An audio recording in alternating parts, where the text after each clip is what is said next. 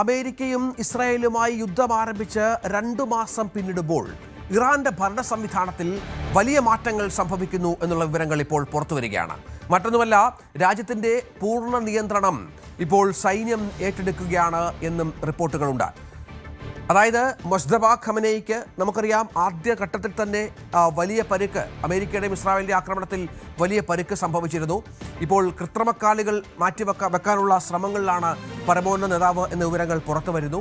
ഇറാനെ നിയന്ത്രിച്ചു വരുന്നത് 1980-കൾ മുതൽ അയത്തുള്ള ഖമനേയി ആയിരുന്നു. അവസാന വാക്കുകൾ അയത്തുള്ള ഖമനേയുടേതായിരുന്നു. പക്ഷേ മൊജ്തബ വരികയും മൊജ്തബയ്ക്ക് അത്തരം തീരുമാനങ്ങൾ എടുക്കാനുള്ള ചില പ്രശ്നങ്ങൾ ഉണ്ടാവുകയും പരിക്കും ഗുരുതരമായ ആരോഗ്യ പ്രശ്നങ്ങളുമൊക്കെ കാരണം കൃത്യമായ തീരുമാനങ്ങളിലേക്ക് മൊജ്തബയ്ക്ക് പോകാൻ പറ്റാത്ത പശ്ചാത്തലമൊക്കെ ഒരുങ്ങിയപ്പോൾ ഇപ്പോൾ ഇസ്ലാമിക് റവല്യൂഷണറി ഗാർഡ് കോർപ്സ് ഭരണകാര്യങ്ങളിൽ പൂർണ്ണ നിയന്ത്രണം ഏറ്റെടുക്കുന്നു എന്നാണ് ഏറ്റവും പുതിയ മാധ്യമ വാർത്തകൾ പുറത്തു വരുന്നത്. ഇസ്ലാമിക് വിപ്ലവത്തിന് ശേഷം ഇതാദ്യമായാണ് പട്ടാളത്തിന് കൂടുതൽ നിയന്ത്രണം അവിടുത്തെ ഭരണകാര്യങ്ങളിലേക്ക് വരുന്നത് എന്നുള്ള വിലയിരുത്തൽ കൂടി വരികയാണ്. അതായത് അവിടുത്തെ രാഷ്ട്രീയ നേതാക്കൾക്ക് ഇപ്പോൾ പട്ടാളത്തിന് തീരുമാനങ്ങൾ അനുസരിക്കേണ്ടി വരുന്നു. മിലിറ്ററി കമാൻഡർമാർ പൂർണ്ണമായും നിർദ്ദേശങ്ങൾ നൽകുന്നു. അത് നടപ്പിലാക്കുക മാത്രമാണ് വിദേശകാര്യമന്ത്രിയുടെയും പ്രധാനമന്ത്രിയുടെയും മറ്റും ഇപ്പോഴത്തെ അവസ്ഥ എന്നാണ് അമേരിക്ക അടക്കം വ്യക്തമാക്കുന്നത്. അതിന് ചില തെളിവുകളുമൊക്കെ ഹാജരാക്കുകയും മറ്റും ചെയ്യുന്നുണ്ട്. മറുപടി നൽകുന്നതിൽ ഇറാന്റെ ഭാഗത്തുണ്ടാകുന്ന കാലതാമസത്തിന് കാരണം പല കാര്യങ്ങളിലും അവിടുത്തെ ഏകീകൃത നേതൃത്വത്തിന്റെ അഭാവമാണ് എന്നും റിപ്പോർട്ടുകൾ പുറത്തു വരുന്നു. അതായത് മതനേതൃത്വത്തിന്റെ കൈപ്പിടിയിലായിരുന്ന ഇറാന്റെ ഭരണം ഇപ്പോൾ പൂർണ്ണമായും സൈനിക സുരക്ഷാ വിഭാഗത്തിന്റെ നിയന്ത്രണത്തിലേക്ക് മാറി എന്നുള്ളത് ഇറാനെ സംബന്ധിച്ചിടത്തോളം വലിയ മാറ്റമാണ്. അത് യുദ്ധത്തിന്റെ ഗതി നിർണ്ണയിക്കുന്നതിലടക്കം നിർണായകമാകും.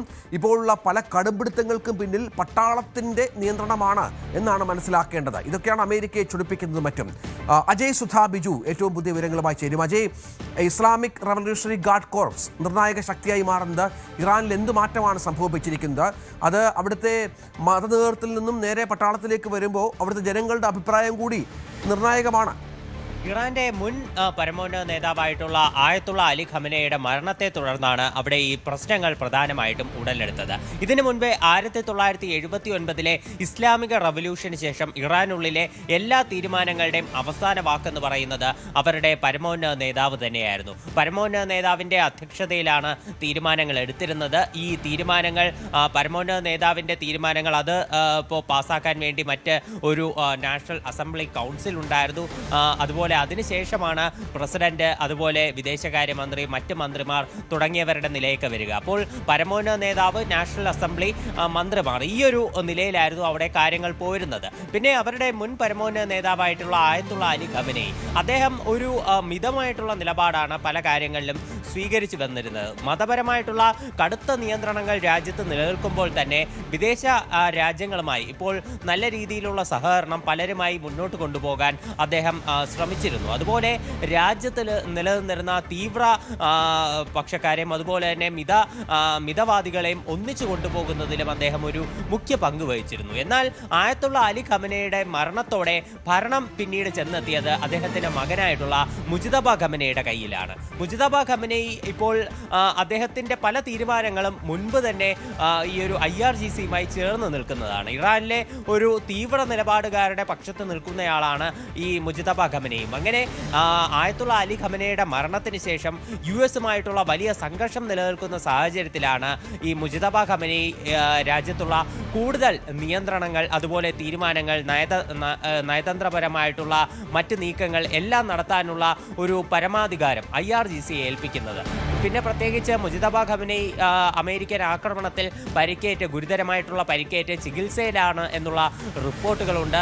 അതുകൊണ്ട് തന്നെ അദ്ദേഹത്തിന് നേരിട്ട് ഭരണപരമായിട്ടുള്ള കാര്യങ്ങളിൽ എത്തി ഇടപെടലുകൾ നടത്താൻ കഴിയില്ല. അതുകൊണ്ട് മുജ്തബ തന്നെയാണ് IRGCയിൽ തൻ്റെ വിശ്വസ്തരെ ഭരണം ഏൽപ്പിച്ചത് എന്നാണ് വിവരം. അപ്പോൾ അതുകൊണ്ട് ഈ ഒരു സാഹചര്യത്തിലാണ് IRGCയിലേക്ക് ഭരണത്തിൻ്റെ ഒരു ചക്രം വരുന്നത്. പക്ഷേ ഇത് സ്ഥിരമായി ഇറാനിലെ ഒരു ഭരണത്തിൻ്റെ ആ ഒരു ഗതി തന്നെയാണ് മാറ്റിമറിച്ചത്. അതായത് പരമോന്നത നേതാവ്, പിന്നെ നാഷണൽ അസംബ്ലി, മന്ത്രിസഭ, ഈ ഒരു ഒഴുക്കിനെ അത് തടസ്സപ്പെടുത്തി. പിന്നെ ഈ ഒരു 3 കേന്ദ്രങ്ങളുടെയും അധികാരം പൂർണ്ണമായിട്ടും IRGCയിലേക്ക് വരുന്ന സ്ഥിതിയുണ്ടായി.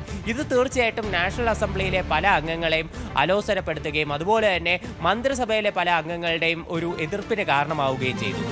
പക്ഷേ ഈ ഒരു തരത്തിൽ തന്നെയാണ് അവിടെ ഇപ്പോഴും പല തീരുമാനങ്ങളും ഉണ്ടാകുന്നതെന്ന് നമുക്ക് കാണാൻ കഴിയും. അതുതന്നെയാണ് ഇറാനിലെ പല നയതന്ത്രപരമായിട്ടുള്ള തീരുമാനങ്ങൾ ഉണ്ടാകാനുള്ള കാലതാമസം ഇപ്പോൾ നിലവിൽ വരുന്നതും. അതായത് ഇപ്പോൾ US-മായി രണ്ടാം ഘട്ട ചർച്ച നടത്താനുള്ള തീരുമാനമാണെങ്കിലും ഹോർമുസ് കടലിടുക്കിലുള്ള തീരുമാനങ്ങളിലാണെങ്കിലും ഇതിലെല്ലാം പലതരത്തിലുള്ള അഭിപ്രായങ്ങൾ അവിടെയുള്ള നേതാക്കളിൽ നിന്ന് വരുന്നത് നമുക്ക് കാണാൻ സാധിക്കും. ഒരു ദിവസം ഹോർമുസ് കടലിടുക്ക് തുറക്കാൻ ഇറാൻ തീരുമാനിച്ചാൽ അത് പെട്ടെന്ന് തന്നെ അടയ്ക്കാനുള്ള തീരുമാനങ്ങൾ വരുന്നു. ഇതെല്ലാം IRGCയുടെ കയ്യിൽ ഈ ഭരണചക്രം ലഭിച്ചതിൻ്റെ ഒരു പോരായ്മകളായിട്ടുള്ള വിലയിരുത്തലുകളാണ് നിലവിൽ വരുന്നത്. എന്തായാലും ഇറാന്റെ ഭാഗത്ത് നിന്ന് ഇത് ഔദ്യോഗികമായിട്ട് തള്ളിക്കളയുന്ന പ്രസ്താവനകളൊന്നും വന്നില്ല. ഇടയ്ക്ക് അവിടെയുള്ള ഭരണകർത്താക്കൾക്കിടയിൽ അഭിപ്രായ ഭിന്നതകളുണ്ടെന്ന് ട്രംപ് പറഞ്ഞതിന് പിന്നാലെ പ്രസിഡന്റിന്റെ ഭാഗത്ത് നിന്ന് ഇവിടെ അങ്ങനെയൊന്നുമില്ല, തീവ്ര നിലപാടുകാരും മിതവാദികളും ഒന്നും തന്നെ ഇല്ല, എല്ലാവരും വിപ്ലവകാരികളാണ് എന്നെല്ലാം പറഞ്ഞുകൊണ്ട് ഒരു പോസ്റ്റ് വന്നിരുന്നു. നിലവിൽ ഇക്കാര്യത്തിൽ ഒരു വിശദീകരണവും ഇറാൻ നൽകിയിട്ടില്ല. അതാണ് നിർണായകം. ഏതായാലും IRGCയുടെ പക്കലേക്ക് ഇറാന്റെ ഭരണം മാറുന്നു എന്നുള്ളത് ഇറാനെ സംബന്ധിച്ചിടത്തോളം നിർണായകമായ ഒരു ഘട്ടമാണ്. മുസ്തഫ അലി ഖമനേയിക്ക് ആരോഗ്യ പ്രശ്നങ്ങളുണ്ട്, തീരുമാനങ്ങൾ എടുക്കാൻ സാധിക്കാത്ത പശ്ചാത്തലമുണ്ട്. ഇറാനിലെ ആഭ്യന്തര സാഹചര്യങ്ങൾ മോശമായിരിക്കൊണ്ടിരിക്കുകയാണെന്നാണ് ട്രംപ് ഇപ്പോൾ പുതുതായി പ്രതികരിക്കുന്നത്. ഇറാൻ വലിയ തകർച്ചയെ നേരിടുകയാണെന്നും അമേരിക്കൻ പ്രസിഡന്റ് വ്യക്തമാക്കുകയാണ്. തൻ്റെ സോഷ്യൽ മീഡിയ പ്ലാറ്റ്ഫോമായ ട്രൂത്ത് സോഷ്യലിലൂടെയാണ് ട്രംപിൻ്റെ ഈ അവകാശവാദവും മറ്റുമുള്ളത്. അത് മാത്രമല്ല, ഇറാൻ ഭരണകൂടം നേതൃപ്രതിസന്ധിയിലാണ് എന്നും ട്രംപ് പറയുന്നു. ഒപ്പം മറ്റൊരു കാര്യം അദ്ദേഹം പറഞ്ഞു വെക്കുന്നത്, തങ്ങളോട് ഇറാൻ അഭ്യർത്ഥിച്ചുകൊണ്ടിരിക്കുകയാണ് എന്താണ് ഹോർമുസ് തുറന്നു കൊടുക്കണമെന്ന കാര്യത്തിൽ. അത് വളരെ പ്രധാനപ്പെട്ട ഒന്നാണ്. ഇന്നലെ നമുക്കറിയാം ഇറാൻ അടക്കം പറഞ്ഞിരുന്നത് അമേരിക്കയ്ക്ക് തങ്ങൾ ഒരു തരത്തിലും വഴങ്ങില്ല എന്നായിരുന്നു. പക്ഷേ ഇപ്പോൾ പറയുന്നു ഇറാൻ അഭ്യർത്ഥിക്കുന്നു എന്ന് പറയുന്നത് എന്ത് വിവരത്തിൻ്റെ അടിസ്ഥാനത്തിലാണ് എന്ന് നമുക്ക് മനസ്സിലാകുന്നില്ല. ഇതിനിടയിൽ വളരെ പ്രധാനപ്പെട്ട ചില യോഗങ്ങൾ അമേരിക്കയിൽ നടക്കുന്നുണ്ട്. ഹോർമുസിനെ വൈറ്റ് ഹൗസിൽ ചാൾസ് രാജകുമാരനൊപ്പം അടക്കം പങ്കെടുക്കുന്ന അത്താഴ വിരുന്നിനിടെ ട്രംപ് ഇങ്ങനെ പറഞ്ഞു: ഞങ്ങൾ ശത്രുവിനെ സൈനികമായി തോൽപ്പിച്ചു, എതിരാളിക്ക് ആണവായുധം നേടാൻ അനുവദിക്കില്ല. ഇക്കാര്യം ചാൾസും അംഗീകരിക്കുന്നുണ്ട്. സാമ്പത്തിക തകർച്ചയിലേക്ക് നീങ്ങുകയാണ് എന്ന് ഇറാൻ സമ്മതിച്ചതായും ട്രംപ് പറയുന്ന പശ്ചാത്തലം കൂടിയുണ്ട്. ഇത്തരത്തിൽ ഇറാനിലെ പ്രതിസന്ധി മനസ്സിലാക്കിയാണോ ഇപ്പോൾ ട്രംപിൻ്റെ മൗനം? കൂടുതൽ ഉപരോധങ്ങൾ ഏർപ്പെടുത്തുന്നതോടെ ഇറാൻ കൂടുതൽ പ്രശ്നങ്ങളിലേക്ക് മാറുമെന്നും തങ്ങളുടെ പക്കലേക്ക് കോംപ്രമൈസിനായി എത്തുമെന്നുള്ള ആത്മവിശ്വാസമാണോ അജയ് ട്രംപിനുള്ളത്? ട്രംപ് നിലവിൽ ട്രൂത്ത് സോഷ്യൽ പങ്കുവച്ചിട്ടുള്ള ഒരു പോസ്റ്റിലൂടെ അദ്ദേഹം വ്യക്തമാക്കുന്നത് ഇറാൻ നിലവിൽ പൂർണ്ണമായിട്ടും ഒരു തകർച്ചയുടെ വക്കിലാണ് എന്നാണ്. അതായത് ഇറാനിലെ ഭരണകർത്താക്കൾ തമ്മിൽ നിരവധി അഭിപ്രായ ഭിന്നതകളുണ്ട്, അവർ പരസ്പരം പോരടിച്ചു കൊണ്ടിരിക്കുകയാണ്. പക്ഷേ ഇറാന് തന്നെ ഇത്തരം പ്രശ്നങ്ങളിൽ പരിഹാരം കാണാനാകും എന്ന് തന്നെ താൻ പ്രതീക്ഷിക്കുന്നു. അവർ ഹോർമുസ് കടലിടുക്ക് തുറന്നു നൽകാൻ ഞങ്ങളോട് അപേക്ഷിക്കുകയാണ് എന്ന് പറഞ്ഞുകൊണ്ടാണ് ട്രംപിന്റെ ഒരു ചെറിയ പോസ്റ്റാണ് ഇത് അദ്ദേഹം കഴിഞ്ഞ ദിവസം രാത്രി ട്രൂത്ത് സോഷ്യൽ വഴി പങ്കുവച്ചത്. പിന്നീടാണ് ചാൾസ് മൂന്നാമൻ രാജാവിൻ്റെ US സന്ദർശനവുമായി ബന്ധപ്പെട്ടിട്ടുള്ള ചടങ്ങുകളിൽ ട്രംപ് പിന്നീട് തിരക്കായത്. അപ്പോൾ ചാൾസ് രാജാവിൻ്റെ സന്ദർശന സമയത്തും ഈ പശ്ചിമേഷ്യയിലെ സംഘർഷങ്ങൾ ഒരു പ്രധാന വിഷയമായിരുന്നു. ട്രംപ് തന്നെ പൊതുവേദിയിൽ പറഞ്ഞത് ചാൾസ് രാജാവ് തൻ്റെ ഇറാനോടുള്ള സമീപനത്തിൽ തൃപ്തനാണ്, തന്നെ പൂർണ്ണമായിട്ടും അദ്ദേഹം പിന്തുണയ്ക്കുന്നു എന്നെല്ലാം ട്രംപ് അവകാശപ്പെട്ടതാണ്. എന്നാൽ നമുക്കറിയാം ഇപ്പോൾ US അതുപോലെ തന്നെ UK-യുമായിട്ട് ഈ പശ്ചിമേഷ്യൻ സംഘർഷങ്ങളുടെ പശ്ചാത്തലത്തിൽ പലതരം അഭിപ്രായ ഭിന്നതകളും നിലനിന്നിരുന്നു. കീർ സ്റ്റാമറിന്റെ ഭരണകൂടവും ട്രംപും തമ്മിൽ നേരിട്ട് പോരടിക്കുന്ന അവസ്ഥ വരെയുണ്ടായി. അതായത് ഹോർമുസ് കടലിടുക്കിലേക്ക് കപ്പലുകൾ അതുപോലെ മറ്റ് ആയുധങ്ങൾ അയക്കുമെന്ന് ഈ ഇംഗ്ലണ്ട് അയക്കുമെന്ന് US പ്രഖ്യാപിച്ചിരുന്നു. എന്നാൽ UK ഇതിന് തയ്യാറായിരുന്നില്ല. ഇത്തരത്തിൽ യാതൊരു സൈനിക നീക്കവും UK-യുടെ ഭാഗത്തു നിന്നുണ്ടാകില്ല എന്ന് കീർ സ്റ്റാമർ അറിയിക്കുകയായിരുന്നു. അതുപോലെ UK ബേസുകളിൽ US-ന് അഭയം നൽകുന്ന തരത്തിലുള്ള തീരുമാനങ്ങൾ എടുക്കാൻ വേണ്ടി ട്രംപ് ആദ്യം ഒരു സമ്മർദ്ദം ചെലുത്തിയിരുന്നു. പക്ഷേ ആദ്യഘട്ടത്തിൽ UK ഇതിന് തയ്യാറായിരുന്നില്ല. അവസാനം മാത്രമാണ് ഇതിന് വേണ്ടിയിട്ടുള്ള എന്തെങ്കിലും ഒരു ചരട് നീക്കങ്ങൾ അവരുടെ ഭാഗത്തു നിന്നും ഉണ്ടായത്. അതുമാത്രമല്ല നാറ്റോയുടെ കാര്യത്തിൽ ഉൾപ്പെടെയുള്ള അഭിപ്രായ ഭിന്നതകൾ നിലനിന്നിരുന്നു. അപ്പോൾ ഈ ഘട്ടത്തിലൊക്കെ ഇപ്പോൾ ട്രംപും UK-യും തമ്മിൽ അതുപോലെ അമേരിക്കയും UK-യും തമ്മിൽ അകലുന്ന ഒരു പശ്ചാത്തലമുണ്ടായിരുന്നു. എന്തായാലും ഇപ്പോൾ നിലവിൽ ചാൾസ് രാജാവിൻ്റെ സന്ദർശനത്തോടെ പശ്ചിമേഷ്യയിലെ വിഷയത്തിലും UK-യും US-ഉം ഒരു സമാനമായിട്ടുള്ള നിലപാടിലേക്ക് എത്തുന്നു എന്നുള്ള പ്രതീതിയാണ് സൃഷ്ടിക്കപ്പെട്ടിരിക്കുന്നത്. കാരണം നിലവിൽ ചാൾസ് രാജാവ് ഉൾപ്പെടെ ഇറാൻ ഒരു ആണവായുധം കൈവശം വയ്ക്കാൻ പാടില്ല എന്ന് ഇപ്പോൾ വൈറ്റ് ഹൗസിൽ സംഘടിപ്പിച്ച ഡിന്നറിൻ്റെ സമയത്ത് പറഞ്ഞിട്ടുണ്ട്. അപ്പോൾ ഈ ഒരു കാര്യത്തിൽ ആണവ ആയുധത്തിൻ്റെ കാര്യത്തിൽ ഇപ്പോൾ US-ഉം UK-യും ഒന്നിക്കുന്ന ഒരു ചിത്രമുണ്ട്. അപ്പോൾ അങ്ങനെ രണ്ട് രാജ്യങ്ങളും ഒന്നിച്ച് ഇറാനെതിരെ ഒരു നയപരമായിട്ടുള്ള തീരുമാനമെടുക്കുന്നത് അത് തീർച്ചയായിട്ടും അന്താരാഷ്ട്ര തലത്തിൽ തന്നെ ഇറാനെതിരെ വലിയൊരു സമ്മർദ്ദം ചെലുത്താനാണ്. എന്തായാലും ട്രംപ് തൻ്റെ നിലപാട് ഒന്നുകൂടി വ്യക്തമാക്കുകയാണ്. ഇറാനെതിരെയുള്ള തൻ്റെ സമീപനത്തിൽ യാതൊരു മാറ്റവുമില്ല. അവർ എന്തെങ്കിലും അവരുടെ നേതാക്കൾക്കിടയിലുള്ള തർക്കങ്ങളെല്ലാം പരിഹരിച്ചുകൊണ്ട് അവർ ഒരു കരാറുമായി ഉടൻ തന്നെ തങ്ങൾക്ക് മുന്നിൽ എത്തണം എന്ന് തന്നെ ട്രംപ് തീർത്ത് പറയും. അതാണ് മറ്റൊരു പ്രധാനപ്പെട്ട കാര്യം. ഈ ആയുധം കൊണ്ട് ഇറാനെ തോൽപ്പിക്കുക എന്നുള്ളത് വലിയ പ്രശ്നമായി അമേരിക്ക കാണുന്നുണ്ട്. അതിനുള്ള അവരുടെ ശ്രമങ്ങളൊക്കെ വിഫലമായി. പക്ഷേ ഇപ്പോൾ സാമ്പത്തികമായി ഇറാനെ ഞെരുക്കാനുള്ള ശ്രമത്തിൽ അമേരിക്ക വിജയിക്കുന്നു എന്നുള്ള വിവരങ്ങൾ കൂടി പുറത്തു വരുന്നുണ്ട്. ഉപരോധം ലംഘിക്കാൻ ഇറാനെ സഹായിച്ച 35 വ്യക്തികൾക്കും സ്ഥാപനങ്ങൾക്കുമെതിരെ പുതിയ ഉപരോധങ്ങൾ ഏർപ്പെടുത്തിയെന്നാണ് ഇപ്പോൾ അമേരിക്ക വ്യക്തമാക്കുന്നത്. ഇറാന്റെ ഷാഡോ ബാങ്കിംഗ് ശൃംഖലയെ തകർക്കാൻ ലക്ഷ്യമിട്ടാണ് US ട്രഷറി വകുപ്പിന്റെ നടപടി. ഭീകരവാദ പ്രവർത്തനങ്ങൾക്കും ഉപരോധങ്ങൾ മറികടക്കാനുമായി കോടിക്കണക്കിന് ഡോളർ കൈമാറാൻ ഈ ശൃംഖല ഇറാനെ സഹായിച്ചുവെന്ന കണ്ടെത്തലിന്റെ അടിസ്ഥാനത്തിൽ കൂടിയാണ് നടപടി. ഇറാന്റെ സൈനികർക്കും അതായത് ഇസ്ലാമിക് റവല്യൂഷണറി ഗാർഡ് കോർപ്സിനും അന്താരാഷ്ട്ര സാമ്പത്തിക സംവിധാനങ്ങൾ ഉപയോഗിക്കാൻ സഹായം നൽകുന്ന ശൃംഖലകളെയാണ് ഇവർ ലക്ഷ്യമിടുന്നത്. ഇത്തരത്തിൽ എണ്ണ വിൽപ്പനയിലൂടെയാണ് പണം സ്വീകരിക്കാനും മിസൈലുകൾ ഉൾപ്പെടെയുള്ള ആയുധങ്ങൾ വാങ്ങാനും ഒക്കെ ഈ ശൃംഖലകൾ സഹായിച്ചിരുന്നത്. ഇവരുടെ അമേരിക്കയിലെ അടക്കം സ്വത്തുവകകൾ അമേരിക്ക ഇപ്പോൾ ഉപരോധിക്കാൻ പോകുന്നു, അതിനെ മരവിപ്പിക്കാൻ പോകുന്നു എന്ന വിവരം പുറത്തു വരുന്നത് ഇറാനെ സാമ്പത്തികമായി വലിയ ബാധ്യതയിലേക്ക് പ്രശ്നങ്ങളിലേക്ക് എത്തിക്കുമെന്നതിൽ സംശയമില്ല. അത് പ്രധാനപ്പെട്ട ഒന്നാണ്. നമുക്കറിയാം അജയ്, വലിയ സാങ്ഷൻസ് ഉപരോധങ്ങൾ ഏറ്റുവാങ്ങിക്കൊണ്ടിരുന്ന അമേരിക്കയുടെ അടക്കം യൂറോപ്യൻ രാജ്യങ്ങളുടെ അടക്കം രാജ്യമാണ് ഇറാൻ. പക്ഷേ അപ്പോഴും അവരെ നയിച്ചുകൊണ്ടിരുന്നത് ഇത്തരം സംഘടനകളുടെ പിൻബലമാണ്. അത് പല രാജ്യങ്ങളിൽ ഈ സംഘടനകൾ പ്രവർത്തിക്കുന്നുണ്ട്. അവർക്ക് എണ്ണ നൽകിയും മറ്റുമാണ് ഇറാൻ അവരുടെ സാമ്പത്തിക ആവശ്യങ്ങൾ നിറവേറ്റി വരുന്നത്. അവിടെ കൂടെ നിയന്ത്രണം വരുന്നതോടുകൂടി സംശയമില്ല ഇറാന്റെ കാര്യം കുറച്ചുകൂടി പരിതാപകരമാകും. ഇപ്പോൾ US-ന്റെ കടുത്ത ഉപരോധങ്ങൾ കാരണം ഇറാന് ഒരിക്കലും ഡോളറിൽ അവരുടെ വിനിമയങ്ങളൊന്നും നടത്താൻ പറ്റില്ലായിരുന്നു. അതുകൊണ്ട് തന്നെ ഇറാൻ പ്രധാനമായിട്ടും അവരുടെ ഒരു സാമ്പത്തിക ആവശ്യങ്ങൾക്കായി ആശ്രയിച്ചിരുന്നത് ചൈനീസ് കറൻസി ആയിട്ടുള്ള യുവാനെയും അതുപോലെ തന്നെ ബിറ്റ്കോയിനെയും എല്ലാമാണ്. ഇത്തരത്തിൽ ഈ ഇറാന്റെ വിനിമയങ്ങൾക്ക് പ്രധാനമായിട്ടും മറ്റ് പല സംഘടനകളും അതുപോലെ തന്നെ വ്യക്തികളും ഇറാനെ സഹായിച്ചിരുന്നു. ഇതാണ് അമേരിക്കയുടെ ഉപരോധത്തെ മറികടക്കാൻ ഇറാന് ഏറെക്കുറെ ഗുണകരമായത്. ഇത്തരം ഉപരോധങ്ങളെ മറികടന്നുള്ള അവരുടെ സാമ്പത്തിക ഇടപാടുകളിലൂടെ ഇറാന് വലിയ തരത്തിലുള്ള സൈനികമായി തന്നെ അവർക്ക് വലിയ തരത്തിലുള്ള ഒരു അപ്രമാദിത്വം കൈവരിക്കാൻ സാധ്യമായിരുന്നു. അതായത് അവരുടെ ഏറ്റവും വലിയ ഒരു നിർമ്മാണ മേഖലയായിട്ടുള്ള എണ്ണ ഉൽപാദക മേഖല, ഇതുവഴിയാണ് അവർ ആദ്യഘട്ടത്തിൽ ഏറ്റവും കൂടുതൽ ഒരു പണം സമ്പാദിച്ചിരുന്നത്. ഇപ്പോൾ ചൈനയിലേക്കാണെങ്കിലും മറ്റ് പല രാജ്യങ്ങളിലേക്കാണെങ്കിലും ഇറാൻ തങ്ങളുടെ ക്രൂഡ് ഓയിൽ അയച്ചുകൊണ്ട്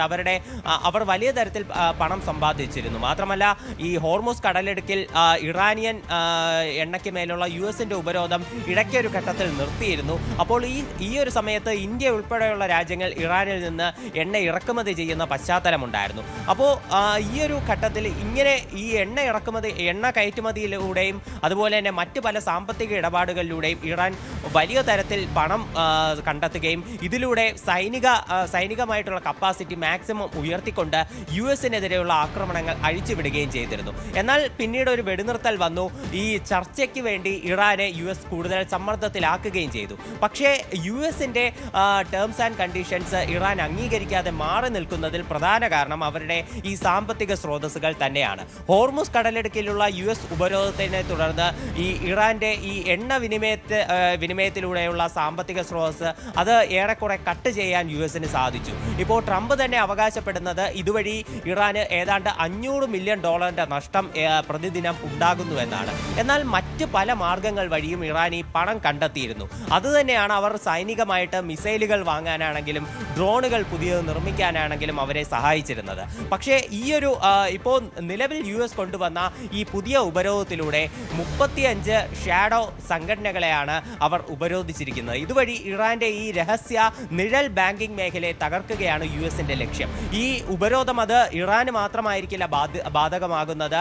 അമേരിക്കയിലുള്ള ഇത്തരം സ്ഥാപനങ്ങളുടെയും വ്യക്തികളുടെയും എല്ലാവിധ നിക്ഷേപങ്ങൾക്കും ഉപരോധം ഏർപ്പെടുത്തിയിട്ടുണ്ട്.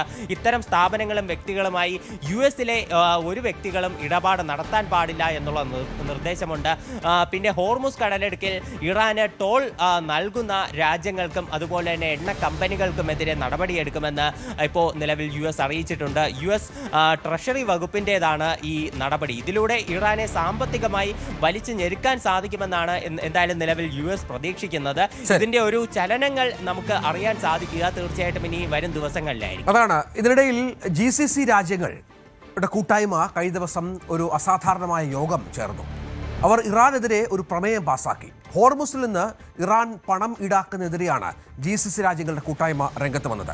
യുദ്ധത്തിന് മുൻപുണ്ടായിരുന്ന സ്ഥിതി പുനഃസ്ഥാപിക്കണം എന്നാണ് ഇറാനോട് ഇവർ ആവശ്യപ്പെടുന്നത്. ഹോർമുസിൽ നിന്ന് ഇറാൻ പണം ഈടാക്കുന്നതിനെതിരെയാണ് ഈ കൂട്ടായ്മ പ്രമേയം പാസാക്കിയത്. ഹോർമുസ് അടച്ചതിനെ GCC രാജ്യങ്ങൾ അപലപിക്കുകയാണ്. ഹോർമുസിൽ പഴയ സ്ഥിതി പുനഃസ്ഥാപിക്കണമെന്ന് ആവശ്യപ്പെടുകയാണ്. മേഖലയ്ക്ക് നേരെ ഉണ്ടായ ഇറാൻ ആക്രമണത്തിന്റെ പശ്ചാത്തലത്തിലാണ് ഇത്തരമൊരു യോഗത്തിന്റെ പ്രസക്തി വർദ്ധിക്കുന്നത്. സംയുക്ത പദ്ധതികൾ വേഗത്തിലാക്കും ഇവർ ഒരുമിച്ച് ചേർന്ന് എന്നാണ് ഇപ്പോൾ മനസ്സിലാക്കേണ്ടത്. ഇവരെ ബന്ധിപ്പിച്ചുള്ള GCC റെയിൽ പദ്ധതി, GCCയുടെ വൈദ്യുതി ശൃംഖല, GCC oil and gas pipe line, GCC മേഖലയിലാകെ എത്തുന്ന ശുദ്ധജല നെറ്റ്വർക്ക്, ബലസ്റ്റിക് മിസൈലുകൾക്കെതിരെ മുൻകൂട്ടി മുന്നറിയിപ്പ് നൽകുന്ന സംവിധാനം എന്നിവയൊക്കെ ഒരുമിച്ച് ചേർന്നിരുന്ന് ഈ അസാധാരണമായ യോഗത്തിൽ ഇവർ ചർച്ച ചെയ്യുകയും ഇനിയൊരു ആക്രമണം ഉണ്ടായാൽ ഒരുമിച്ച് പ്രതിരോധിക്കുക എന്ന നിലയിലേക്ക് കാര്യങ്ങൾ എത്തിക്കുകയും ചെയ്ത എന്നതായിരുന്നു ലക്ഷ്യം. ഇതൊരു അസാധാരണ കൂട്ടായ്മയായി മാറുകയാണ്. ഈ യോഗത്തിൽ വിവിധ അഭിപ്രായങ്ങൾ ഉയർന്നു. ഇറാൻ ഇനി ഏതെങ്കിലും തരത്തിലുള്ള പ്രശ്നങ്ങൾക്ക് തങ്ങൾക്ക് നേരെ വന്നാൽ കൃത്യമായി പ്രതിരോധിക്കണമെന്നും ഒരുപക്ഷേ കടന്നാക്രമണം അടക്കമുള്ള കാര്യങ്ങളിലേക്ക് കടക്കണം, ഉപരോധമടക്കമുള്ള കാര്യങ്ങളിലേക്ക് കടക്കണം എന്നുള്ള തരത്തിലാണ് ഇപ്പോൾ ആ യോഗം തീരുമാനമെടുത്തത്. സൗദി കിരീടാവകാശി മുഹമ്മദ് ബിൻ സൽമാൻ അധ്യക്ഷത വഹിച്ച യോഗത്തിൽ ഖത്തർ, ബഹ്റിൻ ഭരണാധികാരികളും കുവൈറ്റ് കിരീട അവകാശിയും യുണൈറ്റഡ് അറബ് എമിറേറ്റ്സിന്റെ വിദേശകാര്യമന്ത്രിയും പങ്കെടുത്തു. സുരക്ഷയും കപ്പൽ ഗതാഗത സ്വാതന്ത്ര്യവും യുദ്ധത്തിനു മുമ്പ് നിലയിലേക്ക് പുനഃസ്ഥാപിക്കണമെന്നാണ് സംയുക്തമായ പ്രമേയത്തിൽ ഇവർ ആവശ്യപ്പെട്ടിരിക്കുന്നത്. ഇന്നലെ പുറത്തു വന്ന വളരെ പ്രധാനപ്പെട്ട ഒരു വാർത്ത, അത് ലോകക്രമത്തെ തന്നെ മാറ്റിമറിക്കുന്ന ഒന്നായി മാറുകയാണ്. മറ്റൊന്നുമല്ല, ഒപെക് എന്ന ഓർഗനൈസേഷനുണ്ട്. ലോകമെമ്പാടുമുള്ള പെട്രോളിയം വിതരണ ശൃംഖലകൾ അതിനെ കൺട്രോൾ ചെയ്യുന്നത് ഈ ഒപെക്കാണ്. സൗദി അറേബ്യ ആയിരുന്നു ഒപെക്കിൻ്റെ തലവൻ. Organisation of petroleum exporting countries, ഇതിലെ അംഗത്വം ഉപേക്ഷിക്കുന്ന ഇപ്പോൾ UAE പ്രഖ്യാപിച്ചിരിക്കുകയാണ്.